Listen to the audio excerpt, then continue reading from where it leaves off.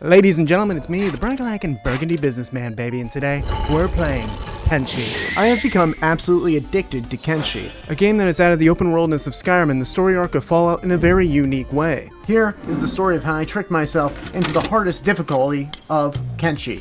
Our story begins with a man named Sammy, specifically Sammy the First Mighty of Play, and you can't see his name in game, so we'll have to abbreviate it. Nice. Sammy awoke in the middle of a barren wasteland near the center of Kenshi. And right now, we need some food, so before we can start a hardcore adventure, we must first learn how to survive in Kenshi. Our first destination is just anywhere but here. No loot there, here, literally nowhere. And anywhere better than here is where we want to be. The best way to start Kenshi is to just walk off in any random direction. And the direction we were heading today was the Holy Nation. We will talk about these guys later.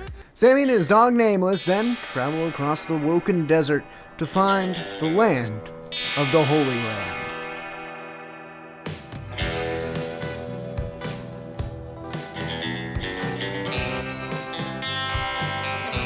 Hey, what the fuck are those guys fighting? I found myself in an interesting game loop. I would see these fights, try to grab some loot, then get hit over the head by a sword. No! This happened a lot. And the cool thing about Kenshi is that even though these interactions are quite similar, each one felt a little bit different. Kenshi was like digitalized heroin, and I needed to know how to be the hero in our story. It was time to manifest our destiny. Destiny.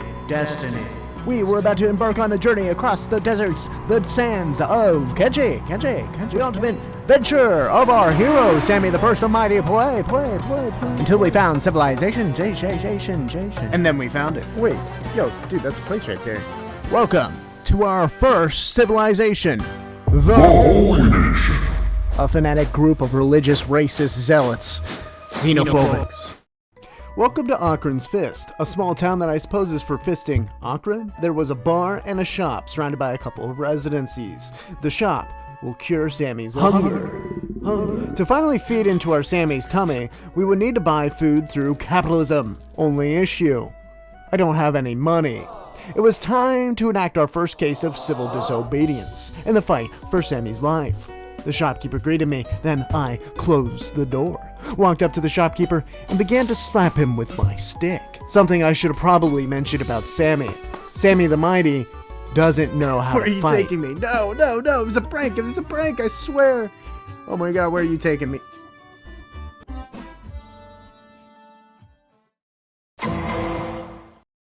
Welcome to the prisons of Kenshi. You might be wondering how I got here. Well, it turns out that assault is legal in Akron's Fist. Who would have thought? Now, you might think jail is bad, but this is actually exactly what we wanted to happen. See, in real life, man need food. In real life, man go to jail, man get food for free, right? So, in Kenshi, they got something down pack right. The jail system, and it's phenomenal. It's absolutely fucking great. They feed you for free.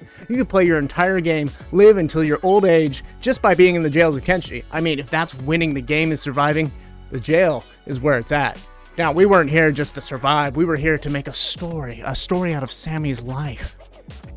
And that's exactly what we are here to do. Break out of jail.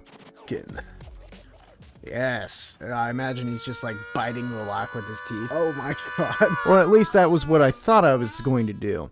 Immediately after attempting to lockpick, the prison guards brought me my new next door neighbor, Tassilo, a great rich man who, unlike me, actually looked like the main character. He looks like the main character. I'm not gonna lie.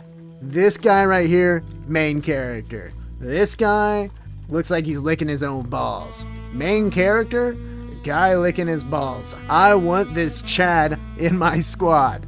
We exchanged a few words, learning that he was imprisoned for not paying his taxes to the IRS. And when I offered for him to join my posse, Tassilo rudely declined. But in no time, I would be out of my cage, stepping away, leaving him. But each step felt heavier and heavier. Remorse. Could I leave another soul no matter how damned in the cages of hell? Would I not be as bad as the ones that put me here to begin with? Have I just left a tarnished soul in the lanes of damnation? Wait, I have an idea. Now, Sammy, without a doubt, is the main character, and he has no time to think about others. This story revolves around him, goddammit, and only him. Plot armor was his only advantage in this hellscape. It was time to leave town, and given that the only shopkeeper knew who we were, Sammy was not able to purchase food from him, so we had to find another way to fill our Sammy's tummy. We then snuck out. I suppose we can just leave. Wait, what the? No. Run faster than that. Why are we? Oh, they don't.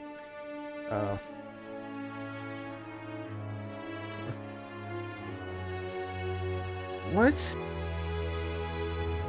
The fuck? But finally, we were free. Free to manifest our destiny. We were traveling, telling a hero's journey. The main character's journey.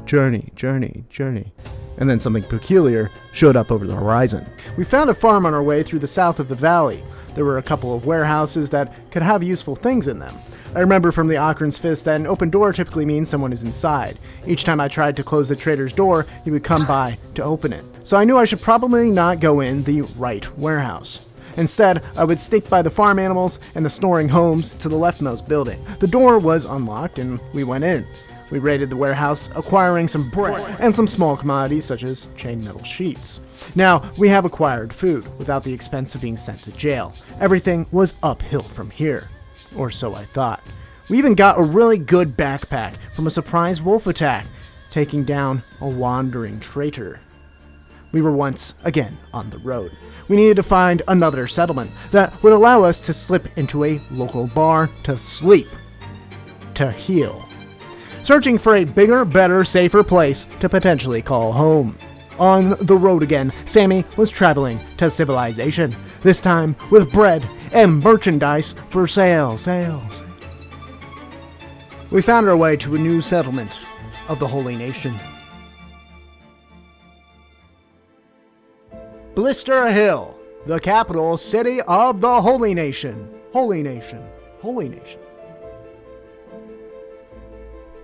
We walked up to the gate, and immediately the guard sensed something was off. He asked to search me. Being the holy man I am, I said, "Do you not trust me, brother?" And he said, "No." So yeah, he searched me. I had nothing on me. I was free to walk in, so we go through the iron cascade gates, through the guards, and to a local trader, because I want to sell my shit. And then I do. We needed to find shelter so that we could heal, but before we found shelter, I saw something out of the corner of my eye. This guard. Keep an eye on him. In the meantime, Sammy went to sleep at the bar. Dream sequence.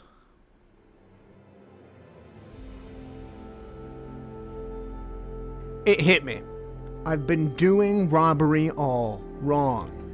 See, this icon here means that I have a 40% chance to knock out this person. Well, what if I could tell you that 40% is a pretty good odd? Yo, wait a second. And this guard, he's on rotation. So this trader with a lot of goods in his backpack could theoretically be knocked out. I'm already bad with the Holy Nation. Dear God, if I just knock this guy out and leave before anybody finds his body, I'm in the clear.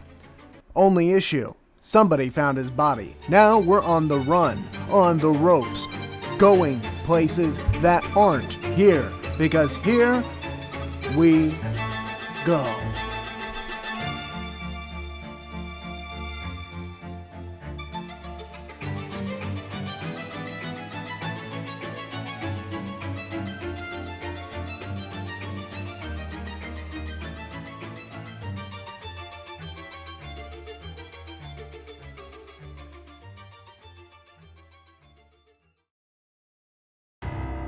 Well, I have been here for quite some time now, nearly an hour in real life. The guards are ruthless and never keep an eye off me. I have tried to escape a number of times, but I always end up right back here in this cage.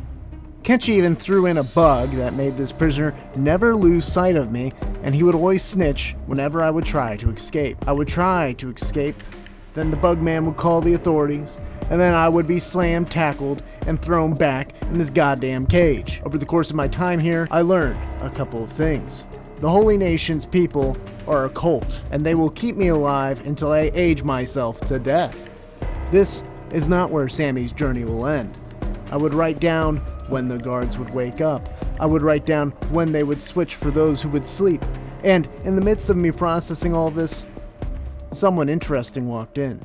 A man I will never forget. A man that will change the course of Sammy's life forever. Harp, my new accomplice in crime. My plan was to break out with Harp, use him as a teammate in defeating the guards as I flanked towards the gate and would leave to go get some help. I have a laser pointer now. Look at that. Look at what it's pointing to. Have you done it? Did you do it? Do you even know how to read? That word means subscribe. So why haven't you...